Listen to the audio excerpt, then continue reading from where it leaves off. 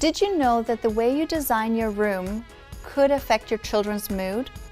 Well, we're going to be discussing how a healthy room for your non-sensory or sensory children can be a very inexpensive way to decorate and also extremely beneficial to your children.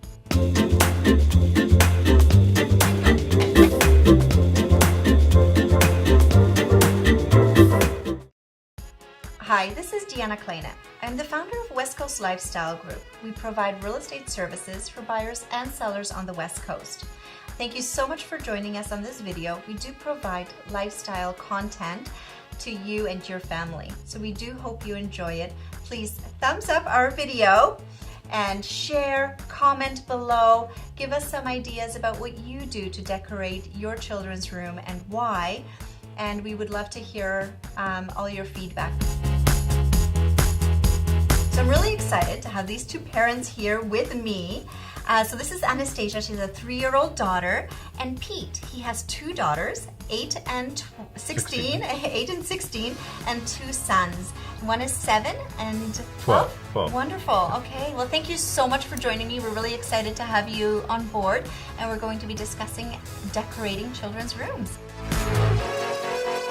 I'm curious about with your children, do they spend a lot of time in their room? Do you find that they're calm, agitated, relaxed?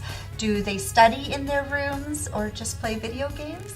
Well, for myself, I don't know about you, but for me, Charlotte is just going to be 3 next month, so she's always agitated if you ask me. She does spend a lot of time in their room, and she just constantly plays. She does not even get tired. All right, and what about yourself? You have 4 to speak for. Yeah, well, and quite a big range in age too. My oldest, who's 16, she spends a lot of time in her room because, as you know, teenagers, they kind of become more reclusive. More independent. She goes to her room, she listens to music and stuff like that and relaxes, and she does most of the stuff in her room, I find. My son, my oldest son, who's 12, he does a lot of activities outside, but when he's inside, he does spend time in his room playing video games like most kids his age and stuff like that. But my 2 youngest, they're very close in age, 8 and 7. They seem to play in their, it's a mix. They're in their room, they're moving, they're grabbing their toys, they're bringing them everywhere. So I understand that the color that you paint the room is really important. How do you find that affects your children? And also, what colors did you paint and why when your kids were growing up and throughout their younger years? Well, for myself, everything is very neutral. Everything's kind of like eggshell white. However, definitely darker colors or bright colors, like her favorite color is pink, but if I was to paint the walls pink like she would like to, she would never go to sleep because she would just be bouncing off the walls. That's everywhere. Right. So I just like to keep it neutral, and it's just better for everybody that way. Yes, yes, wonderful. Definitely. And it's easier to decorate with neutral colors. It is, definitely, yes. Wonderful. And what about yourself? Well, I experimented a little bit more with color. I did, but it also always seems to be like a soft color, so like a soft blue or a soft pink. And I also experimented with like wainscot boarding going around the bottom and kind of breaking up the colors, stuff like that. And you match it with like the carpets or whatever the flooring is. But yeah, I've mostly soft colors. I do like the color for a kid's room, trying to stay away from like a white, but I do like the softer colors just to, and I usually let them pick, but of course, not going with the crazy pink or crazy purple. We do go the softer colors where it's a little bit more of just, you know, calming. Easier on the eyes exactly, as well, yes.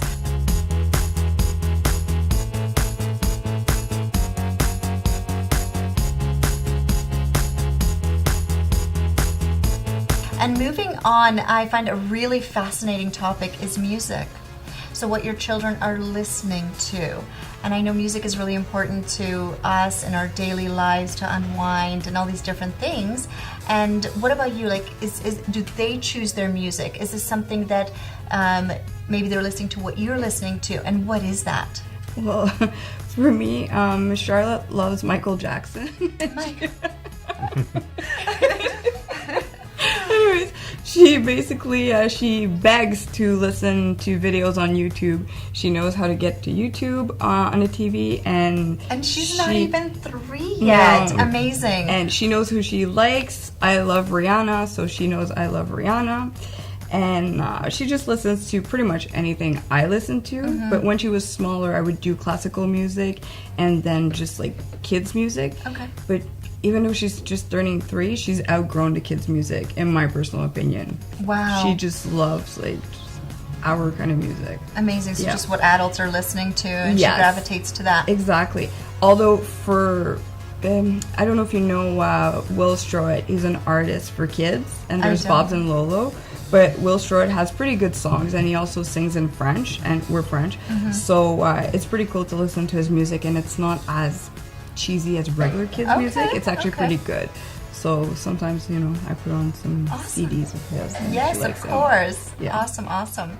Well, there's only so much kids' music personally I can take before I start to go crazy. So it's kind of It's like more about you. when they're younger, you kind of want to give them the kids' music because you know it's positive messages and stuff like that. But like when we were kids, we were influenced by the music that our parents listened to. So I still play my rock and roll music in the car, and that's usually when we're listening to music is in the car. And that's honestly. what they're listening And they're to. listening to that, but you know, they, like you said, YouTube, they find their own styles of music. They don't, the music they listen to now is not what I would listen to, honestly. So they've already starting to have their own taste.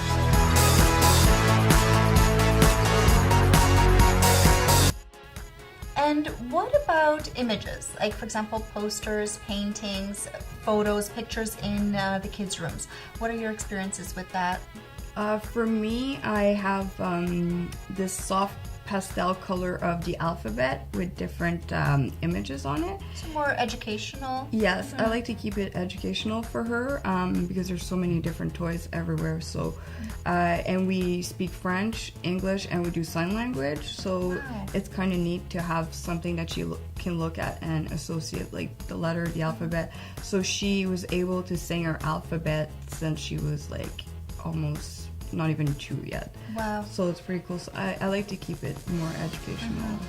And do you have any French words or anything as well? Well, not necessarily just like words, but everything at home is just more, I guess. Well, I have French books, and some toys will speak French. That's right. But other than that, I just go back and forth. Same in the bat. She has all of her letters that you could take and stick to the wall. I see. So, Okay. So more educational and so forth.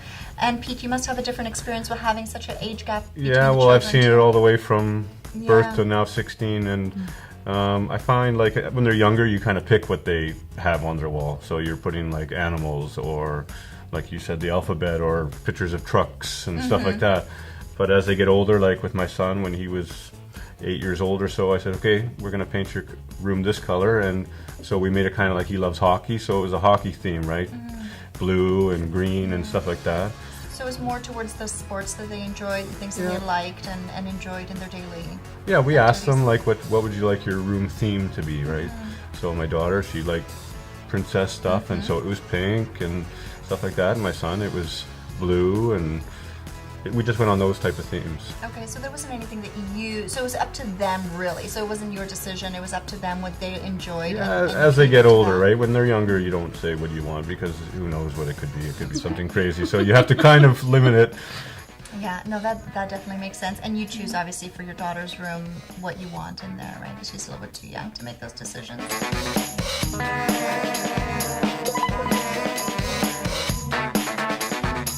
A lot of people may not understand that lighting is a really important component in bedrooms. So what about yourselves? How did you have you choose the lighting in your kids' bedrooms? interesting. For me, I guess I'm a vampire. I don't like light. Okay. So I like to be in the dark. So I like candles. So I like something very soft. What about for the kids' room? So do you have candles in the kids' room? No. Well, actually, I do have the fake candles. You just flick it on. But everything's just very soft. So dim lighting and so Yes. forth. Very interesting. Was there a reason why you chose that? Is that because it's your preference? It is, yeah. Okay. Fantastic. What about you, Pete? As far as lighting in the kids' rooms, I would always have a bright, you know, the light you flick on with the switch. But I always like to have a lamp in the kids' rooms too. So like you said, at nighttime especially, like I'm the same way, whereas I like to have a dim lamp that, because I'm not one to just pop on the light like in the morning and just be like blinded like the sun's shining in, right? So I like the dim light start. And also the kids, when they were younger, they liked a little bit of light, so I always had those night lights, those ones that come on when it gets a certain darkness in the bedroom. Right, yes. So that kind of thing. And they're nice and kind of dim also. But as far as like when they played during the nighttime, obviously in the day they have a window, but it's a fairly bright light. Just a regular switch Yeah, light. just a switch light. Yeah, okay.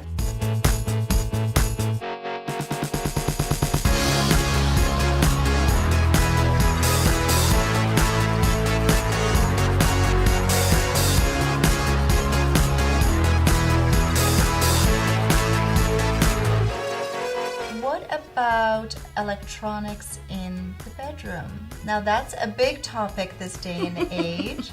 So the electronics in the bedrooms, I know you have very different age children, and yours is a little bit younger, so you might be able to control a little bit more. But what's your insight on that? You know what? I let her watch TV. I let her play with the iPad. I just let her. At 3 years old, Yes. amazing. And she even knows how to do Snapchat. I don't even know how to do Yeah, Snapchat. She even knows how to go on my phone and do Snapchat. And we had an appointment at the eye doctor, I think last month or something.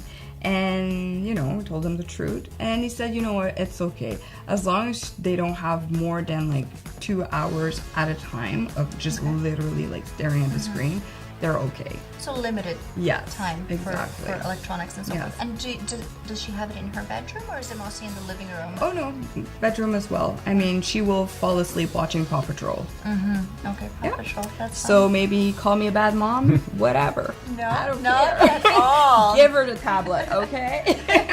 She knows how to Snapchat. Don't judge me. And Pete, you obviously have very different aged children, so the older ones Yeah, probably I mean, more electronics. my oldest is 16. There wasn't a lot of smartphones and tablets and stuff like that around. But with all my kids, they didn't really have a TV in their room till they were like 6 or 7. They never had a TV. But now that they like to play video games so much, I honestly, when I come home from work or something, I don't want to come home and sit on the couch and watch them play video games. So you have your own TV in your room, you go play your video games in your room. That's right. I can come home and watch baseball. And just lock the door, right? Exactly, yeah. And what about the younger ones? Well, the younger ones, they do have a TV in their bedroom, and they do play with their electronics, but, you know, like a half hour before bedtime, or an hour, electronics go away, and then we read a book, and then bedtime kind of thing. That's what we try and do. I mean, obviously, not perfection here, but we try. And we're not calling you bad dad. No, I try my best, that's all I do. No, and of course, Yeah. but you do limit it. So they have it accessible to them in the room, but you limit the amount of time that they can spend on it.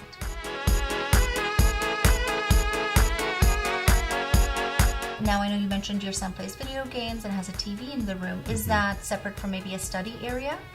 Yeah, they don't study in their bedrooms. Usually it's at the dining room table or the kitchen table or something like that. Where you can watch them and keep an eye. Yeah, I make sure they are Yeah. doing it properly. Exactly. No, that's great. Yeah. Awesome. Well, this is really good information. Thank you so much.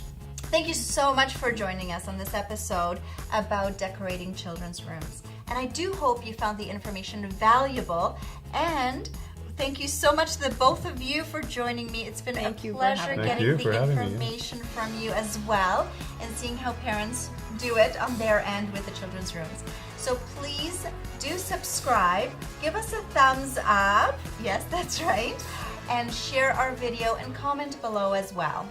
Thank you so much for joining us.